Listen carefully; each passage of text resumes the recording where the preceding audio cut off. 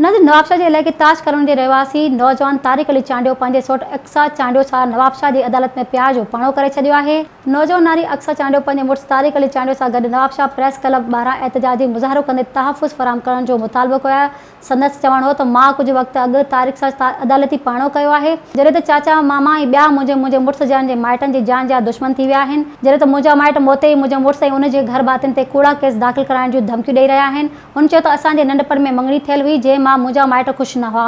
हू लालची क़िस्म जा माण्हू आहिनि जंहिंजे करे मुंहिंजी शादी के ॿिए सां कराइण पिया चाहिनि, जंहिंजे करे मां तारिक अली चांडियो सां शादी कई।